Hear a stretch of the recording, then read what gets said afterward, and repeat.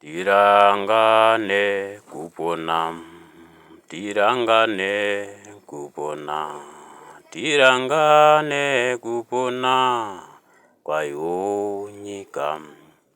Samero kupona, samero kupona, samero kupona kwayo nyika. Tiranganewo kupona, tirangane kupona, tirangane kupona kwayo nyika. Sendi Joni kupona, Sendi Joni kupona, Sendi Joni kupona kwayo nyika ya Yemeni. Hello Zimbabwe makadi vana va Mwari. Tiri kupfuurira mberi nemasemonzi edu edendemaro. Dendemaro publicity. Takakumbirwa nemuprofita weTebhanekari yesungano itsva Enoki ainzwikwa nababa Wimbo Professor Magnesta Mukuta, Dean of our Angelic Faculties in Zimbabwe kumadziva Gora, kuti tizobatsire Murambwe. Tofanira kuchengura Murambwe. Saka takatangirwa nemweya wetsino kuona chakanaka chuda kuitwa naMurambwe, ndokubva mweya wetsino watanga kuda kuchingama. Murambwe asati asangana nemuprofita wedendemaro achiri mubutiro revanonzwa mweya vasati vari vaprofita. Vanzi vemweya havagoni kurapanura zvirahwe nokuti ndiwo vakazviisa. Muridzi wechirahwe hagoni kuti achirapanure. Ndomhaka pakati pavo vanzi vemweya pakatumwa Isaya kuzosheedzera muteuro. Isaya apedza kusheedzera muteuro achingurwa netsvimbo mutauro padheranji muna Filipo naJames. Isaya akabva aenda kuThe Order of Melchizedek kunosheedzera dendemaro raana baba. Ndo pamunomunzwa achiti uyai mutore ruponiso. Kune vanoverenga magwaro tiri kutaura zvaIsaya 55. Saka Isaya haasisiri kumiteuro yeThe Order of Gabriel kuThe Order of Melchizedek inova ndiyo ine kugadzwa kwaMurambwe kune vasingazive. The Order of Gabriel ndiyo yakava nekugadzwa kwaPrime Minister Robert Gabriel Mugabe. Order of Melchizedek ndiyo inokugadzwa kwaMurambwe kumadziva Gora nemuprofita weTebhanekari yesungano itsva kududza paramende yemweya yakauya muzita raManuero pakati pedu. Saka tine muraraungu wakapuhwa Murambwe paakachengura ndaza yake from the Order of Melchizedek achichengurana nababa Noah Taguta. Takataura tichiti baba Noah Taguta is our Dean of Progenitors muCelestial Protocol. Baba edu Samuel Mutendo obva ava Dean of Conveners, in particular Christian Conveners of Zion City of Spiritual Embassies. Saka baba edu Murambwe is on course. Zvichingami ndo zvinoda kubviswa nokunamata. Saka toda kuti titaure nezvemaportals edu atisina kukwanisa kuzozarurirwa, maportals of independence. Saka Murambwe is going to be doing that in 1980 retrospect. Kureva kuti basa rese risina kuitwa kubva 1980 rakufanira kuti riitwe richitsokodzerwa muchimbi pana Murambwe kuti tigone kusvika pari kudiwa. Saka Murambwe wedu munomuona aine muraraungu pamutsipa wake, kureva muraraungu unochengura ndaza dzese. Ndaza dzese dzinopinda mudendemaro dzichitungamidza Murambwe. Saka ndo zvaanofanira kuti abatsirwe. Guhu remheremhere ramunonzwa kuzadziswa kwechiprofita kune vanoverenga Matthew 24 kubva 23. Jesu akubvunzurudzwa nevadzidzi vake kuti Zviratidzo zvipi, chiratidzo chipi chatichazoona kuti tizive kuti mwaka wekupetwa kwemwaka wemunhu panyika wakwanira, kuti munhu agone kuchingurwa nesabata rekudenga inonzi Humanitarian Sabbath Day. After 6,000 years on earth, munhu uchabiwa yatinoti rapture, Christian rapture, inova ndiyo inobvisa munhu panyika kunomurongedza musabata raJehovha kudenga yatinoti Sabbath Day of Humanity in Heaven ine 1,000 years kuti dzibva dzakwane 7,000 years, 6,000 years panyika, 1,000 years kudenga.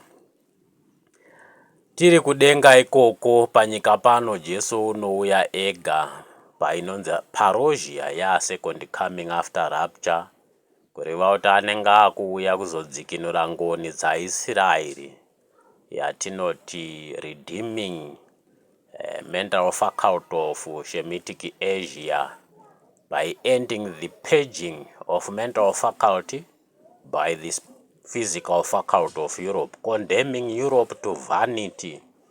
Pakati pevandakafunda zvakanaka evangelium yatinoti canonized theology. Saka isu taakunzi tichishonga hanzu dzekuenda nadzo dziri sustainable to rapture, kureva kuti hanzu idzodzo tinodzishonga murunyararo tiri mudendemaro. Runyararo rwedu runouya nedendemaro as depicted by white triangle on our national flag, the white triangle for peace, peace coming with dendemaro, tranquility yatinoti dendemaro, kureva kuti tikutaura zvemharidzo, love, peace and tranquility. Saka Murambwi apazambara redendemaro, kureva kuti pazambara redendemaro Murambwi anozarurirwa mazambara matatu edendemaro nevakunda vana tete, tete wenyika, tete werushanga nemukunda weZioni, tete wemuzinda, ndovana tete vanotizarurira mazambara. Kureva kuti zambara rimwe nerimwe redendemaro rinowaridzwa kapeti kana kuti hukwe pangatsika Murambwi achipinda kuzozarura zambara rimwe nerimwe pamazambara matatu. Takataura kuti zvese zviri muHaifiridzi nokuti ndo mune sakaramende yereconciliation yakaiswa Pegi naPeter Masedza muushe hwashe Chiwero. Pegi akazouya kuzobatwa basa naEria, kureva kuti Eria ndiye muenzanisi wematare ese, kureva kuti pakuenzaniswa kwematare ese naEria ungabedzwa nababa tazvitendera kupinda mudendemaro una Murambwi. Tapinda mudendemaro na Murambwi tine zvitata zvitatu atinoti mapyramidic thrones anogadzwa vagadzwa kusanganisira naiwo Murambwi acho atogadzwawo chigaro chitsva, nekuti tine zvigaro zvitatu kuti zvigoringana mitumbi mitatu yedu. Sezvitata zvakauya nababa Micho kubva kuchiburi nenyenyedzi nomwe zvikaiswa pamanyani pane zambara chikandira, kureva kuti the state of Johani Masowe iri kufanira kunochingurwa yotipa zvitata zvinoshongedza utungamiri chiremerera chekuenda nacho kunokona mitumbi mitatu yakaba mitumbi mitatu yedu kududza Britain, Canterbury neEngland. Saka takataura tichiti kuEngland hakuendwe nemunhu nje, kureva kuti tinenge taana Prince of Zimbabwe anorepresenta Zimbabwe pamanegotiations of final independence, kureva kuti dendemaro redu rinonegotiatwa naPrince of Peace, Prince of Zimbabwe versus Prince of England. Tobva ipapo toenda paCanterbury tinenge takutaura zva head of state wedu anenge achinosanganawo nahead of state of England, anova ndiye anonzi bishop, nokuti bishop mukuru paCanterbury becomes head of state. Tozoti prime minister wanoendawo kuBritain kunosanganawo naprime minister ikoko. Ndo mitumbi mitatu yedu. Saka zvakaita manje pari kuita sponsorship yekusponsa yatinoti divide and rule. MaZimbabweans ari kuita sekunga asingazive kuti Zimbabwe is a kingdom, Zimbabwe is a state, Zimbabwe is a country. Ndo chinonzi mitumbi mitatu, kingdom, state and country. Saka each bandiko rinenge rine utungamiri hwaro.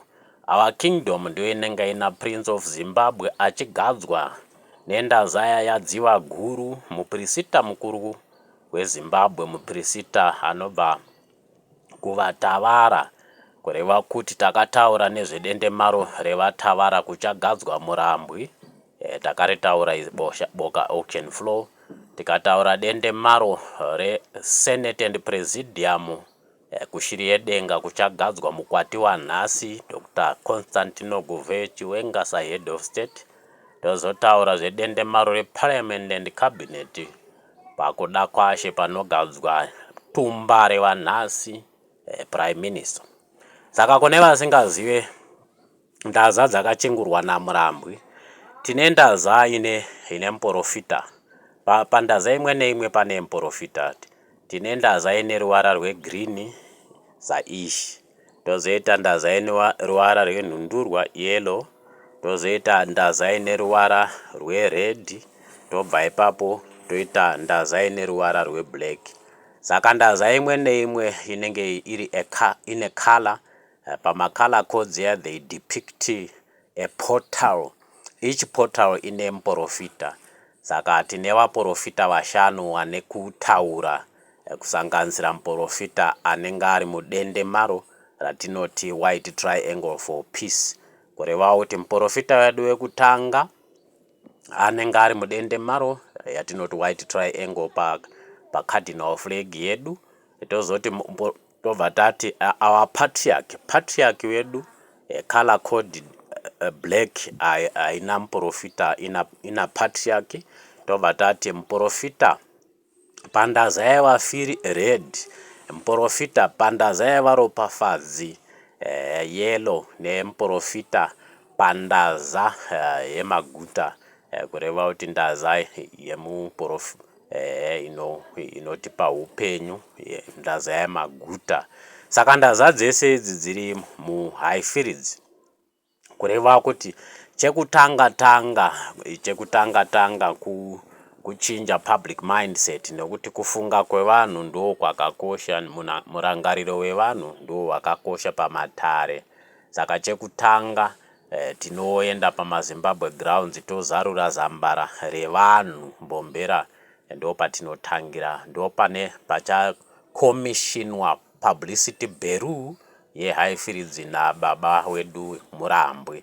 After commissioning publicity bureau maZimbabwe grounds uko tichavaka gazebo redu virtual publicity bureau, kuti vanhu vanenge vachingogugula zvakaita bhuku redu reZimbabwe mukuyanana kwematare.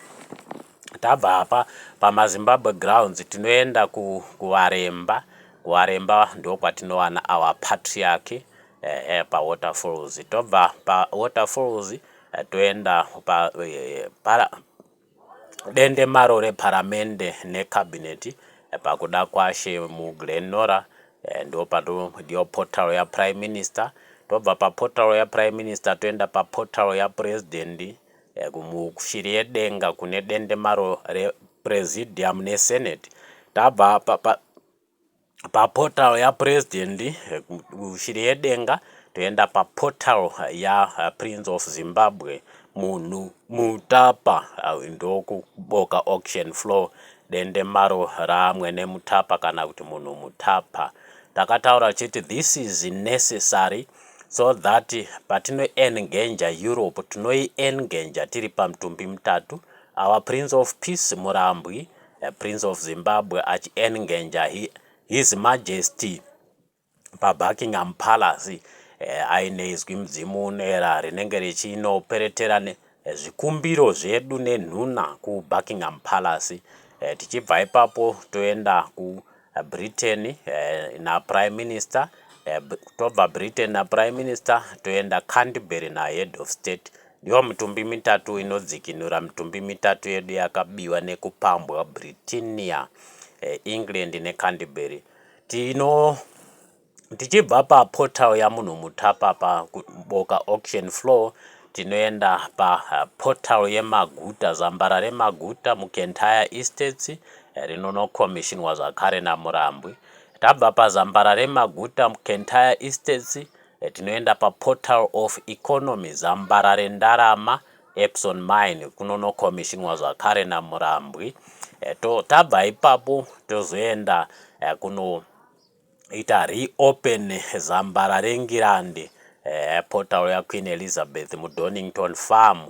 Ndo matinonoungana takuita dialogue nemitumbi mitatu yeEurope yatinoti Buckingham Palace for England, Canterbury for Anglicanism, then Britain for our political emancipation. Kureva kuti tinotanga taungana munomu nemitumbi mitatu yeEurope, Buckingham Palace, Canterbury ne Britain, toenzana saizvozvo. Saka iyi nhau yekuti tibatsirane naMurambwe sezvikumbiro zvakavapo. Saka so far pavaprofita vashanu wezambara rimwe nerimwe rinotipinza mudende maro hapana atachingurwa naMurambwe. Murambwe achakakombwa nevanzwi vemweya. Dambudziko rakazovepo nderekuti pakaburuka vaprofita vachiuya kuzovaka dende maro muZimbabwe, vakasviko kuwana muZimbabwe vanzwi vemweya vakunzi vaprofita. Saka ndo pane bishi, vanzwi vemweya nzira havana chavanogona kurapanura pazvirahwe zvemazambara edende maro. Saka bishi riripo pakati pevaprofita vashanu inonzi Big Five, vanzwi vemweya vashanu vakagadzwa naizwi Gabriel asati atama kuenda pasabata kuSaturday, akasiya transitional leader Baba Julius, ndo vakazoto nepeer pressure vakagadza vanzwi vemweya Big Five semacustodians. Saka Big Five inofana kuita handover matare kuvaprofita vashanu vanouya naBaba Abrahama kuzovaka dende maro revapenyu muZimbabwe. Tatenda hangu hama vadiwa, zvakanaka Jeremiah, takuteta Daniel Elijah Stay.